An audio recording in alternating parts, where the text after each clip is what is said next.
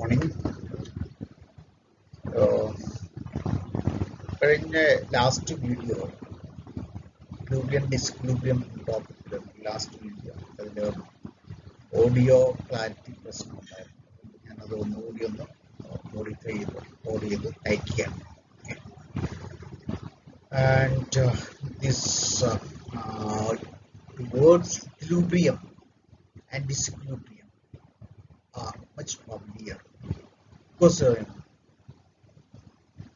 we have studied these concepts in microeconomics. Microeconomics നമ്മൾ demand supply കൺസെപ്റ്റുകളൊക്കെ പറഞ്ഞപ്പോൾ equilibrium ഡിസ്ഇക്വിലിബ്രിയം ഒക്കെ നമ്മൾ പറഞ്ഞു. ഇപ്പൊ ഇക്വിലിബ്രിയം എന്ന് സാധാരണയായിട്ട് നമ്മൾ പറയുമ്പോൾ എന്തായിരിക്കും അതുകൊണ്ട് അർത്ഥമാക്കുക? ഇക്വിലിബ്രിയം എന്നത് A state of balance between two opposing forces. രണ്ട് വ്യത്യസ്ത അല്ലെങ്കിൽ ഓപ്പോസിറ്റ് ഡിറക്ഷനിൽ മൂവ് ചെയ്യുന്ന രണ്ട് സബ്ജക്റ്റ് അല്ലെങ്കിൽ രണ്ട് കൺസെപ്റ്റുകളുടെ ഒരു ബാലൻസിങ് സ്റ്റേറ്റ് ആണ് ഇക്വിലിബ്രിയം എന്ന് പറയുന്നത്. അല്ലെങ്കിൽ മറ്റൊരു രീതി പറയാം, two opposing forces balance each other on a particular object. That object is said to be a state of equilibrium. രണ്ടും ബാലൻസ് ചെയ്യുന്ന ഒരു സ്റ്റേറ്റിനെയാണ് ഇക്വിലിബ്രിയം എന്ന് പറയുന്നത്.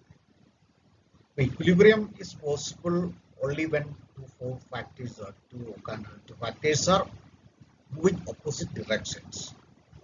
If they move in same direction, we cannot have any kind of equilibrium, so-called equilibrium.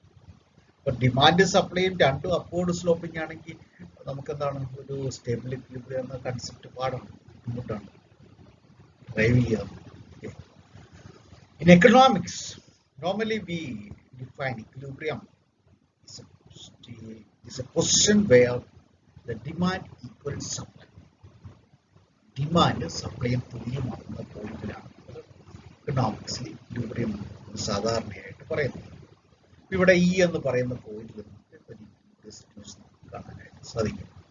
The equilibrium price is O P and equilibrium quantity is O Q, and this is an equilibrium. But here in this macro concept, instead of individual demand and individual supply concepts, you have taken aggregate demand and aggregate supply concepts for explaining this equilibrium condition. So this is equilibrium in macro sense, where aggregate demand equals aggregate supply. രണ്ട് opposite forces ആണ്, opposite ഡയറക്ഷനിൽ move ചെയ്യുന്ന കൺസെപ്റ്റുകളാണ്. രണ്ടും തുല്യമാകുന്ന ഈ ഒരു പോയിന്റിൽ നമ്മൾ equilibrium attain ചെയ്യും. ഓക്കെ, അപ്പോൾ നമ്മൾ എന്താണ് ഇക്വിലിബ്രിയത്തെ കുറിച്ച് ജനറൽ ആയിട്ട് പറഞ്ഞു. Economics equilibrium means it's a point where the demand equals supply. It's രണ്ടും ബാലൻസ് ചെയ്യുന്ന ഒരു പോയിന്റ്, രണ്ടും ഓപ്പോസിറ്റ് ഡിറക്ഷനിലായിട്ട് മൂവ് ചെയ്യും. Okay, now let's understand stable and unstable equilibrium. എന്താണ് സ്റ്റേബിൾ ഇക്വിലിബ്രിയം, എന്താണ് അൺസ്റ്റേബിൾ? ഒരു സ്റ്റേബിൾ ഇക്വിലിബ്രിയം എന്ന് പറയുമ്പോൾ എന്തായിരിക്കും?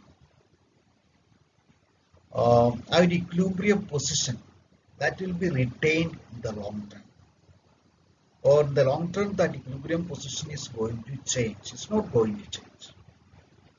അത് ഒരേ പൊസിഷൻ തന്നെ കണ്ടിന്യൂ ചെയ്തു. That means an equilibrium which holds a particular position or a period over time is that will not change. അങ്ങനെയുള്ള ഇക്വിലിബ്രിയം സിറ്റുവേഷൻ ആണ് നമ്മൾ സ്റ്റേബിൾ ഇക്വിലിബ്രിയം എന്ന് പറയുന്നത്. The position is not going to change in the long term.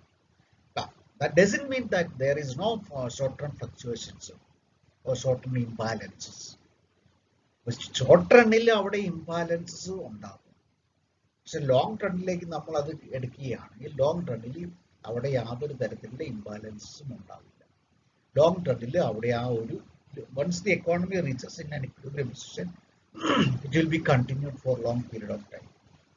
അത് long റണ്ണിൽ ആ equilibrium position മാറാൻ പോകുന്നില്ല. പക്ഷെ ഷോർട്ട് റണ്ണിൽ അവിടെ എക്സസ് ഡിമാൻഡ് അല്ലെ എക്സസ് സപ്ലൈ വരുന്നുണ്ട്, അത് സംഭവിക്കും. So that will be corrected automatically through the interaction of so-called market forces. ഈ ഡിമാൻഡ് സപ്ലൈ ഫാക്ടേഴ്സിന്റെ ഇന്ററാക്ഷനിലൂടെ അങ്ങനെയുള്ള ഷോർട്ട് റൺ ഫ്ലക്ച്വേഷൻസ് ഒക്കെ ഓട്ടോമാറ്റിക് ആയിട്ട് കറക്റ്റ് ചെയ്യപ്പെടുന്നു. അപ്പോൾ ആ ഡിസ്ഇക്വിലിബ്രിയം പൊസിഷനൊക്കെ അത് മാറ്റപ്പെടുന്നുണ്ട്. So this is something about stable equilibrium. Stable equilibrium is a situation where the one equilibrium position does not change in the long term. Suppose just look at the figure. You can see various points, and the equilibrium is at the point where the equilibrium price is OP and equilibrium quantity is OQ. അതാണ് നമ്മുടെ ഈ ഒരു ഫിഗറിൽ നമുക്ക് കാണാൻ സാധിക്കുന്നത്. ഇനി suppose the price of the commodity increases from OP to OP1. കമ്മോഡിറ്റിയുടെ വില OPയിൽ നിന്നും OP1 ആയിട്ട് ഇൻക്രീസ് ചെയ്തു എന്ന് അസ്യൂം ചെയ്തു.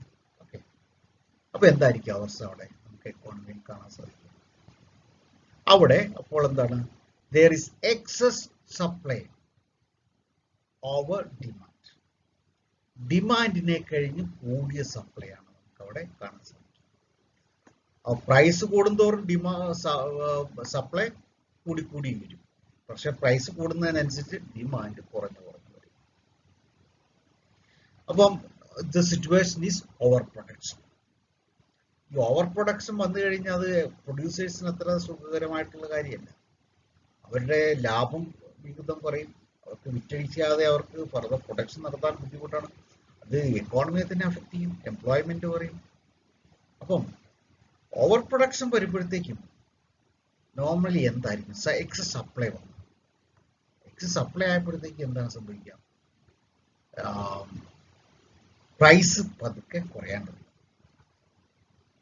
ഇപ്പൊ നിങ്ങൾ ചില പ്രോഡക്റ്റുകൾ ചില സീസണിലൊക്കെ എക്സസ് ആയിട്ട് വരും, supply, bulk supply.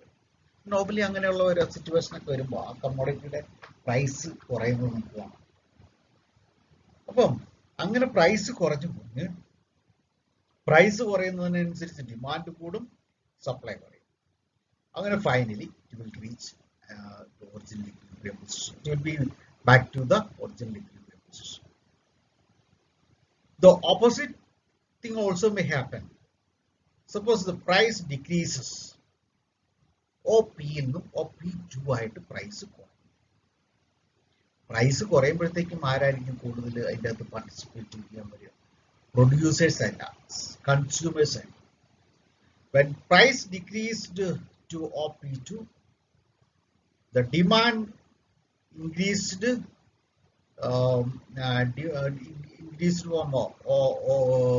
demand moves, demand increases, and at that price the demand exceeds supply. ഡിമാൻഡിന് സപ്ലൈ കഴിഞ്ഞ് കൂടുതലാണ്. കാരണം പ്രൈസ് കുറഞ്ഞപ്പോൾ കുറഞ്ഞ വിലയ്ക്ക് കൂടുതൽ ക്വാണ്ടിറ്റി വാങ്ങാം. അല്ലെങ്കിൽ ഒരേ എമൗണ്ട് സ്പെൻഡ് ചെയ്തുകൊണ്ട് തന്നെ അവർക്ക് കൂടുതൽ ക്വാണ്ടിറ്റി വാങ്ങാം. പ്രൈസ് കുറഞ്ഞു. അപ്പൊ അങ്ങനെ വരുമ്പോൾ ഡിമാൻഡ് എക്സീഡ് ചെയ്യും. പക്ഷെ പ്രൊഡ്യൂസേഴ്സിനെ സംബന്ധിച്ച് അത് പ്രോഫിറ്റബിൾ അല്ല. അവരെപ്പോൾ എന്ത് ചെയ്യും? അവര് പ്രൊഡക്ഷൻ കുറവാണ്. അപ്പൊ അങ്ങനെ ഡിമാൻഡ് എക്സീഡ്. ഇപ്പൊ ഡിമാൻഡ് സപ്ലൈ കഴിഞ്ഞും കൂടിക്കഴിയുമ്പോൾ, അല്ലെങ്കിൽ സപ്ലൈ വളരെ കുറച്ചേ ഉള്ളൂ, ഡിമാൻഡ് അതിന് 10 മടങ്ങ് കൂടി കഴിയുമ്പോൾ എന്തായിരിക്കും? പതുക്കെ പ്രൈസ് കൂടാം. Because lot of people are ready to purchase commodity. The availability of food is very limited, and as a result the price starts increasing. അങ്ങനെ പ്രൈസ് കൂടാൻ തുടങ്ങുമ്പോൾ ഡിമാൻഡ് കുറയും, സപ്ലൈ കൂടും. Finally an original equilibrium position will be reached. So this is a case of excess demand. So we can assume that as a result of all these fluctuations are in the short term. The long term economy will be in a stable equilibrium position at E. By long run, the equilibrium position change. With a stable equilibrium condition. Okay. Now let's see some of the cases of unstable equilibrium. An unstable equilibrium can be defined as a situation in which the original equilibrium will never be re-established if the equilibrium position is disturbed. Our original equilibrium position ഒരിക്കലും disturb ആയി കഴിഞ്ഞാൽ പിന്നെ ഒരിക്കലും അത് attain ചെയ്യാൻ പറ്റില്ല. ആ ഒരു ഇക്വിലിബ്രിയം പൊസിഷനിലേക്ക് വരില്ല. ഇനി അത് ഫ്ലക്ച്വേറ്റ് ചെയ്തുകൊണ്ടിരിക്കും. ആ ഡിഫറൻസസ് കൂടിക്കൊണ്ടേയിരിക്കും. പിന്നെ ഇക്വിലിബ്രിയം അറ്റൈൻ ചെയ്യാൻ പറ്റുന്നില്ല. So this is a case of unstable equilibrium. So here we are having two cases in which the first case the supply curve is downward sloping, and in the second case the demand curve is upward sloping. ഈ supply curve downward sloping ആകുന്ന എപ്പോഴാണ്? നമുക്ക് ആ first figure എടുത്തു കഴിഞ്ഞാൽ നമുക്ക് കാണാം. Supply curve downward slope ചെയ്യുന്നത് കോസ്റ്റ് ഓഫ് പ്രൊഡക്ഷൻ കണ്ടിന്യൂസ് ആയിട്ട് ഡിക്രീസ് ചെയ്യും, അല്ലെങ്കിൽ there is economies of scale, അല്ലെങ്കിൽ there is increase in returns to scale. അപ്പം increase in returns to scale അല്ലെ economies of scale എന്നൊക്കെ പറയുമ്പോൾ എന്തായിരിക്കും? Continuous decline in the cost of production. Cost continuous ആയിട്ട് കുറഞ്ഞു വരുന്നതിന്റെ ഫലമായിട്ട് എന്താണ്? പ്രൊഡ്യൂസേഴ്സിന് കുറഞ്ഞ വിലയ്ക്ക് കൂടുതൽ സപ്ലൈ ചെയ്യാൻ പറ്റും. അപ്പം supply increases even when the price decreases, because there is a continuous fall in the cost of production. അപ്പൊ അങ്ങനെ വരുമ്പോഴത്തേന് സപ്ലൈ കർവ് ഡൗൺവേർഡ് സ്ലോപ്പ്. നമ്മൾ rare cases of supply curve പഠിച്ചതിൽ ഇത് പറഞ്ഞിട്ടുണ്ട്. അപ്പൊ ഈ കേസിൽ the economy is in equilibrium at the point towards right. Let's just see towards right എന്തായിരിക്കും അവിടെ? സപ്ലൈ ആണോ ഡിമാൻഡ് ആണോ കൂടുതൽ? റൈറ്റ് സൈഡ് വരുമ്പോഴത്തേക്കും സപ്ലൈ എക്സീഡ്സ് ഡിമാൻഡ്. കാണാനായിട്ട് സാധിക്കും. ഒരു ഉദാഹരണം ജസ്റ്റ് ഒരു ലൈൻ ഡ്രോ ചെയ്ത് നമുക്ക് ഈ ഒരു പ്രൈസിൽ പ്രൈസ് കുറയുമ്പോൾ നോർമലി എന്തായിരിക്കും? ഇക്വിലിബ്രിയം പ്രൈസിൽ നിന്ന് കഴിഞ്ഞ് വീണ്ടും പ്രൈസ് കുറയും. അപ്പൊ സപ്ലൈ നോർമലി ഡിമാൻഡ് എക്സീഡ് ചെയ്യും. പക്ഷെ സപ്ലൈയും ഇവിടെ ഇൻക്രീസ് ചെയ്തു. കാരണം എന്താണ്? അവിടെ കോസ്റ്റ് ഓഫ് പ്രൊഡക്ഷൻ കുറഞ്ഞു. കോസ്റ്റ് ഓഫ് പ്രൊഡക്ഷൻ കുറഞ്ഞപ്പോൾ കൂടുതൽ പ്രോഫിറ്റബിൾ ആയിട്ട് അവർക്ക് കൂടുതൽ ക്വാണ്ടിറ്റി കുറഞ്ഞ വിലയ്ക്ക് വിൽക്കാൻ പറ്റുന്നുണ്ട്. പ്രൊഡക്ഷൻ ഇൻക്രീസ് ചെയ്യും. അപ്പം when the production expands, the cost of production continuously decreases, and the more output can be sold at less price, low price. അതിന്റെ ഫലമായിട്ട് എന്താ? പ്രൈസ് അങ്ങ് സപ്ലൈ ഡിമാൻഡിനെ കഴിഞ്ഞും എക്സീഡ്. ഈ പ്രൈസ് കുറയുന്നതനുസരിച്ച് ഡിമാൻഡും കൂടുന്നുണ്ട്. പക്ഷെ ഡിമാൻഡിലുണ്ടാകുന്ന വർധനവിനേക്കാളും കൂടുതലാണ് സപ്ലൈ കൂടുന്നത്. കാരണം അവിടെ എക്സ്പാൻഷൻ പ്രൊഡക്ഷൻ ആണ്. അവിടെ കോസ്റ്റ് കുറവാണ്, കൂടുതൽ പ്രൊഡ്യൂസ് ചെയ്യുന്നു. അപ്പൊ അങ്ങനെ സപ്ലൈയും കൂടിക്കൊണ്ടേയിരിക്കും. അപ്പൊ ഈ ഒരു ഡിസ്റ്റർബൻസ് വന്നു കഴിഞ്ഞാൽ പിന്നെ it will never go back to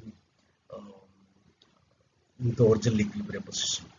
The same thing happens if price increases towards left. Let's see, there the aggregate demand is higher than aggregate supply, or demand ആണ് കൂടുതൽ സപ്ലൈ കഴിഞ്ഞു. അപ്പൊ ആ ഡിസ്ക്വിലിബ്രിയം സിറ്റുവേഷൻ വന്നു കഴിഞ്ഞാൽ പിന്നെ എന്താണ്? അത് രണ്ടും ആ ഡിഫറൻസ് കൂടി എന്ന് പോകും. The second figure we can see there is the demand curve is positive. എപ്പോഴാണ് ഡിമാൻഡ് കർവ് പോസിറ്റീവ്ലി സ്ലോപ്പിംഗ് അല്ലെ ഒരു അപ്വേർഡ് സ്ലോപ്പിംഗ് വരും? Only in the case of given goods.